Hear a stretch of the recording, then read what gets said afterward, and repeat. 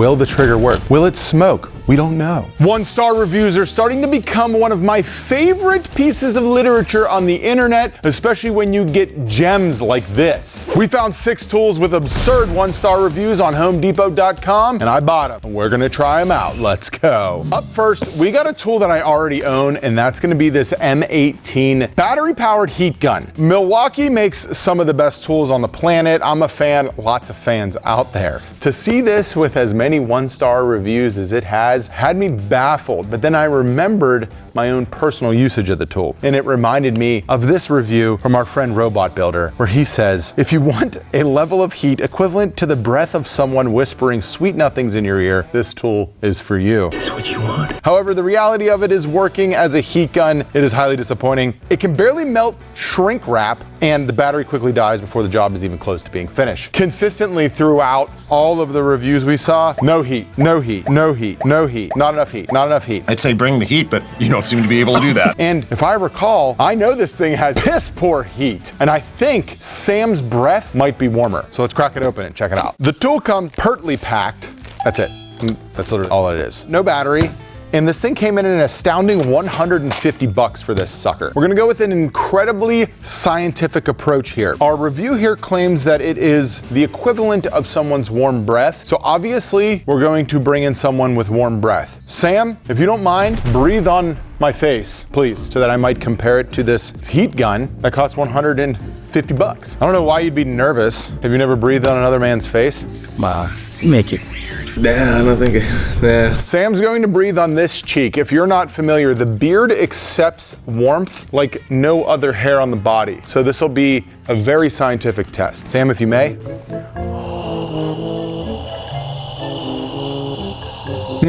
Smells like Aliquippa. Fairly warm. Nice. And it's only 10 a.m. Now for the heat gun. Smells like burning hair and considerably warmer. You guys are weird. So, I mean, I'm not gonna lie. The one I had of this years ago, I was just as disappointed as our dude Robot Builder here. Looking at it, you know, I used it in a couple applications. Heat shrink didn't work, right? On electrical heat shrink, it also didn't work. I needed to like thaw a frozen lock on a house. Don't ask why. It didn't work for that either. We got my little heat gun here. Let's see if we can spray this on some stuff. Sam doesn't know how to feel. This is a heat gun that we use on paint finishes and with epoxy and stuff like that. This one, obviously we've never used it before, I just got it. We've got chunks of corian from our video coming out, might be out, I don't know, on the main channel where we were just building with it. Corian is a heat shrink, so it should suck up the heat pretty good. You might make it malleable also. You could bend corian when you get it hot. Thank you, Corian Master. Farewell now. I'll run a stopwatch here. We'll do 30. Okay, this only has one speed for those that are curious. This has high and low. We'll do high. Ready? Go. Corian smells. You smell that? Can you smell it? Hot epoxy. Could just be the Genesis thingy here burning. And 30. We are looking at the center there, about 150 degrees. It's going down now. Now it's down to 137. It's cooling off a little bit. We'll say 135 degrees. To the Milwaukee and do the same thing. Now I'll even get closer. Man, a cordless heat gun that's actually good would be so awesome. Because I mean, there's a lot of times where I know people who use a heat gun in a construction application don't have a power outlet near them. You know, just like any kind of cordless tool. 30, one more second for good measure. Okay, and we're looking at, what's that say? Almost 20 degrees lower, 107. I'll be honest, not as terrible as I was anticipating for like a 1-star review, especially on a Milwaukee tool. I really don't have a better test to do. Obviously, it was warmer than Sam's breath, negating our 1-star review. Comparable to a high mode plug-in one. I don't know what else you could expect from it. So 1-star review from the public, meh. John's gonna give it a 3.75. Definitely a decent tool. You're not gonna be like melting things on the job site or, you know, moving around epoxy or something with it. But I definitely think they improved this based on consumer feedback since I got my original one like 5 years ago. So on to the next. Up next with some of my favorite reviews is this Ryobi 7¼ circular saw. Classic tool here. This thing pops a cord into the wall. Guys, remember that? when tools plugged into the wall? Insane. While I get it open, check out this review. Chelsea said that after 2 minutes, the trigger broke and the saw literally wouldn't shut off until she unplugged it.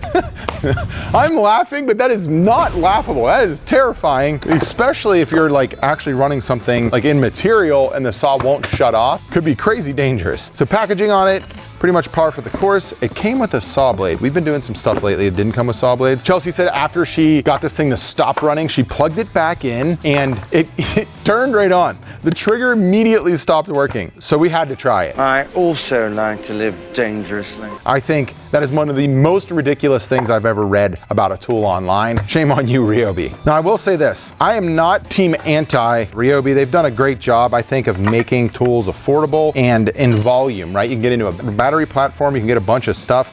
That's not this tool. This is not part of their Ryobi 1 line, which is like their cordless tool line, I believe. All that being said, when I was getting started building, I had myself the blue Ryobis. If you owned a blue Ryobi back in the day and you're watching this video, please tell me about it down below. I would love to hear about your blue Ryobi tool because they hold a spot near and dear to my heart. I think it was before TTI bought them and before they became part of like Milwaukee and Rigid and that whole family of tools. Do we have on-tool storage for this sucker? Here we go. That's a nice feature. There you go, Ryobi. So far, tool feels considerably better than the skill saw that we had in a previous video. Just saying, I don't know if that's a pretty low bar to set there. The Wen was a track saw. We had a skill saw in some other video. I'll say for my girl Chelsea's review, real deep trigger action there. A couple of the other hilarious reviews that came with it, they all basically said how dangerous this thing was. The depth stop wouldn't work. The user manual was useless. Tools total garbage. They expected way more from Ryobi. I'm not mad, I'm just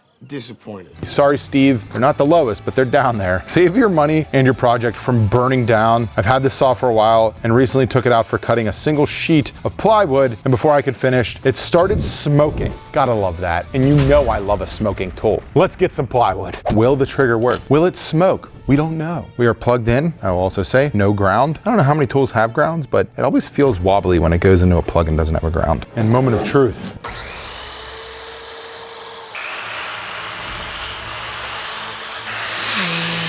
Loud as hell, trigger didn't break. I gave it a good little, I don't even know what you want to call that. A bunch of people said that the depth stop was trash, so we'll try that next. Here's the depth. You don't want to be cutting like crazy amount of blade hanging out underneath. That's never a good thing. See if we can follow a line. Protect those ears, protect those eyes. Here we go. All right, that doesn't want to stay. Here, keep going.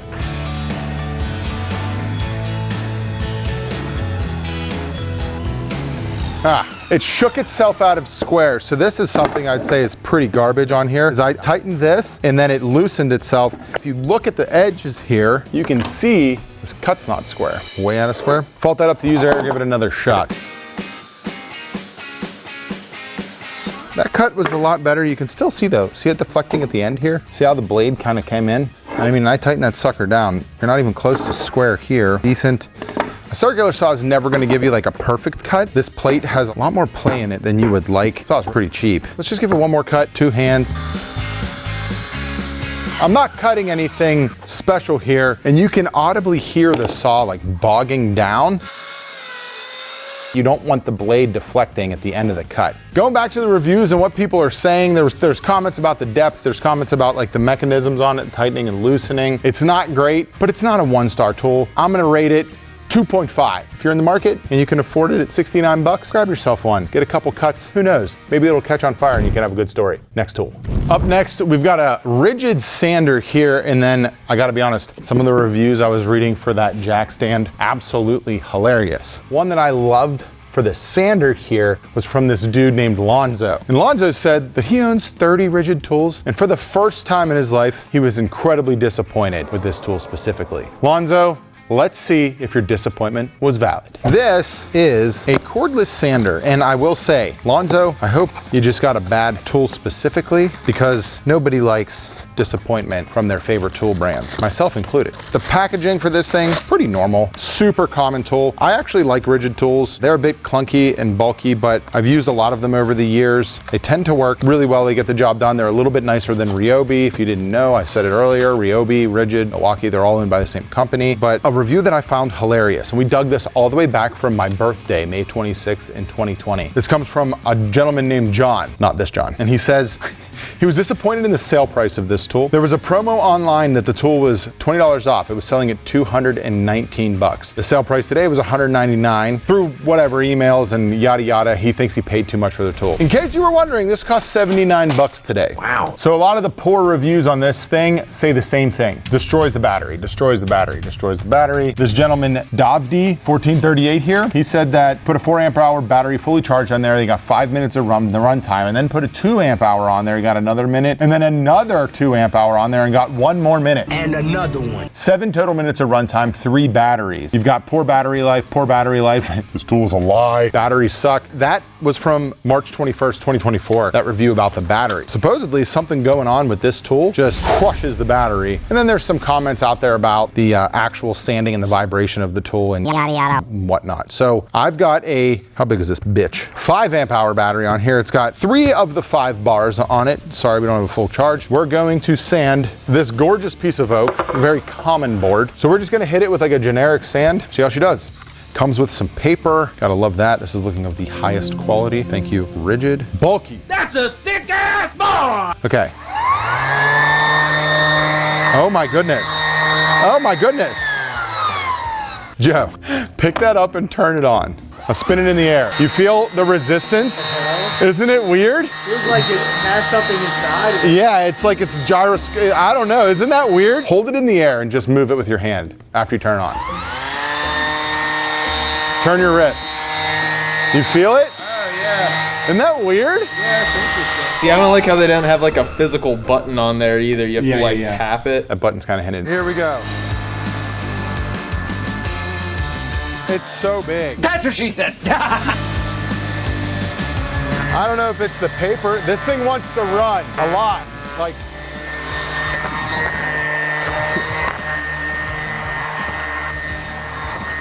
it wants to run so much, it's just moving the material everywhere, which creates vibration and then a really poor sand. It's taking a lot of my strength.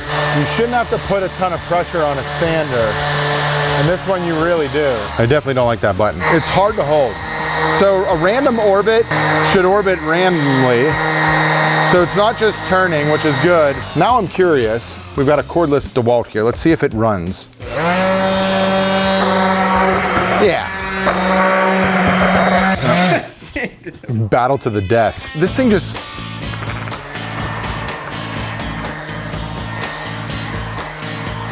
Not terrible. It's just really big. It's bulky. A lot of grab. Literally is incapable of sanding this. Not a great sander for sure. Got all the marks off of this 1 foot piece. That took way too long. It did eat up a whole bar of battery. So it's jumping between 1 and 2. It definitely sucks up a lot of battery. I mean, that was maybe 3 minutes of runtime to get this like little area done. I mean, you could blame the paper. Let's see how much dust it collected. It did a decent job picking dust up off the surface, which is solid. It's just ergonomically not a very pleasant tool. It's really tall. Rigid tools typically aren't very ergonomic. 1 star, probably gonna have to say that it's a 1.75.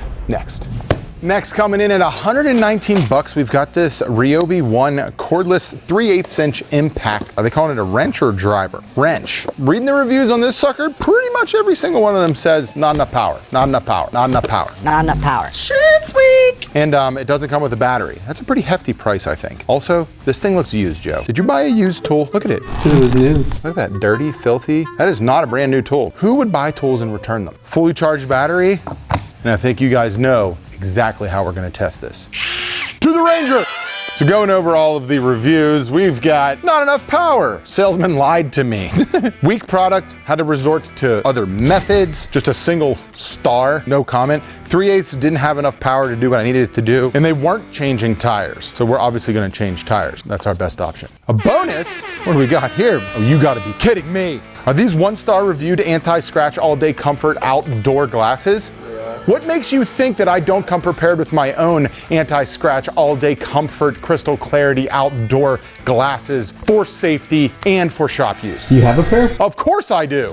These are our brand new Shop Shades tinted and transition lenses so that you can work inside and outside looking this awesome with crystal clarity and all-day comfort. They just went on pre-sale. I'm telling you, they're gonna sell out quick. If you wanna be rocking something this awesome, check them out now. Also, watch this, magic trick. Yes. How cool is that? You go outside, it's a little bit sunny, still see, still clear, still awesome. How freaking sweet are transitions? I didn't even know these things existed. So as you guys know, we love working on the Ranger. This old girl, she's suited Sam well for a long time. There's nothing better suited than a returned brand new Ryobi impact wrench to try it on. Are you ready, Joe? We're ready. We're on high speed, here we go. The Ranger never stands a chance. Literally never. Sam, why is every bolt come off the Ranger? We tried my truck. Joe's volunteering his truck. It has standard lugs. Do you think someone would potentially cancel us in the comments for using chrome 12.3/8" sockets? Everything about this is gonna be upsetting. Worth canceling? Yeah. Oh, I forgot. Joe's truck wasn't built in the United States like mine. It's got those metric lugs on there. Move this man! Sadly, this is a 3/8 nut. We don't have anything that's 3/8 big enough to take off full-size trucks wheels. I mean, this thing came out of the box used. It worked fine on the Ranger, so I'm calling it a 2.5 star. Next. Up next, we've got a Porter Cable palm nailer. Now, what's curious to me is I'm pretty sure Porter Cable's no longer in business. If they are, sorry Porter Cable, but they used to make some awesome shit. All of the reviews, all of them, air comes out the back. Died after 2 jobs, air blows out of it, air leaks, air doesn't work. 59 bucks. This guy said it's defective out of the package, compressed air comes straight out of the back. Please, Porter, take this off the market and save us all the frustration.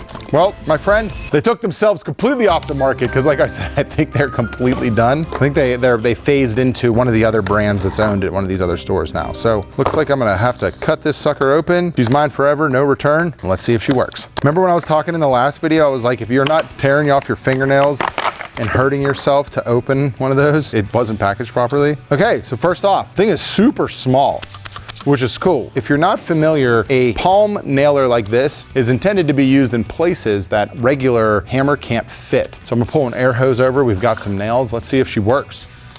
Nope. All right, we got a few nails here and airline. First things first, does it leak?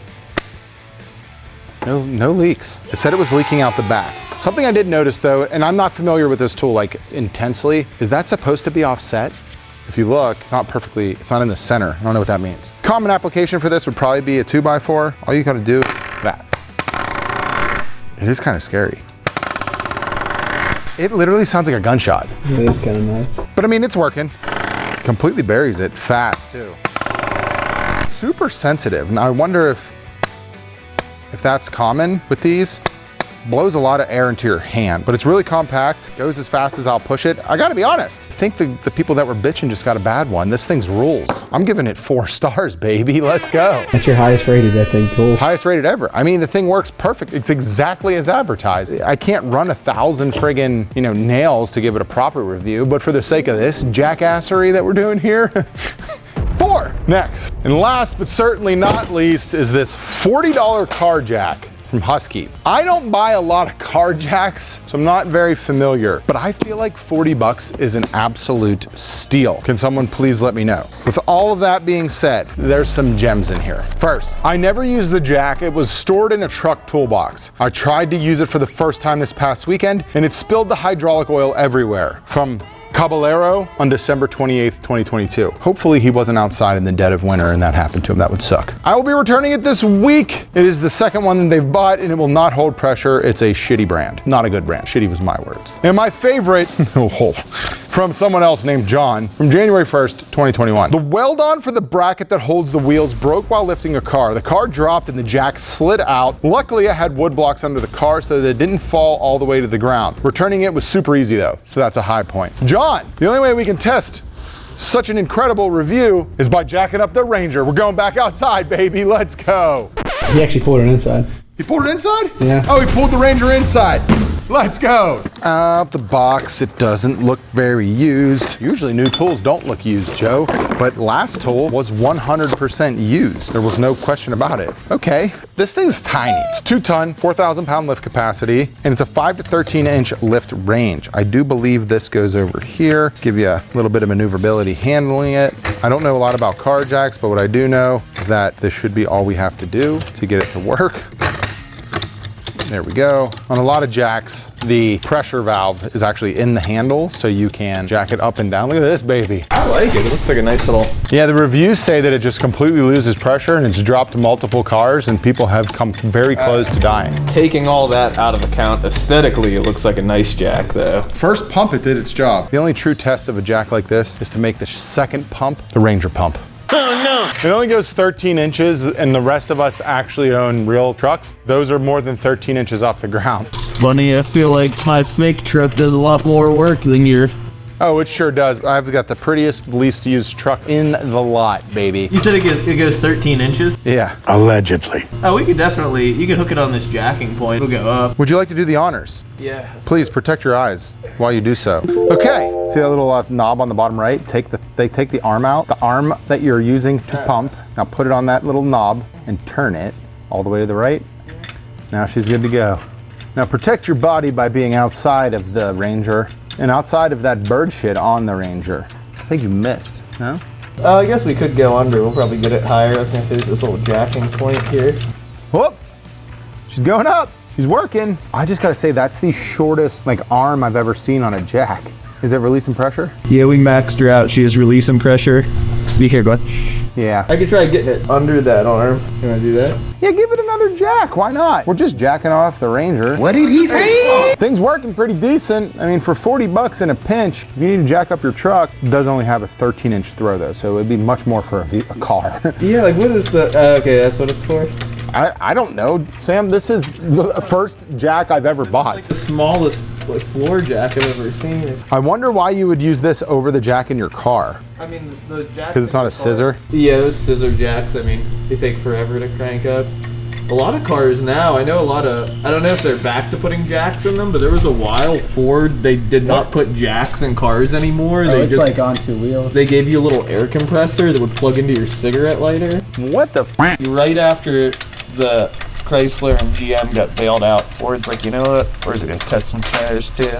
All right, Ranger, get big. Get swole. There you go. Can we get a tire off the ground? Can we get a tire? Go, baby. Go. Go. Husky. Yes. We're going to take that. That thing, $40. It didn't fail. The Ranger's jacked up now, looking like some real man sauces on her. All right, hold on. For the first time in Unscrewed history, we have controversy. We want to be honest with you. Sam just pulled this out from underneath the truck. Look at this. It is completely bent. It literally lifted one vehicle one time, the whole body bent. That's gonna downgrade this to a 0.85 star, lower than a 1 star. Valid reviews, piece of shit. Let me know what tools should we be reviewing next and what store.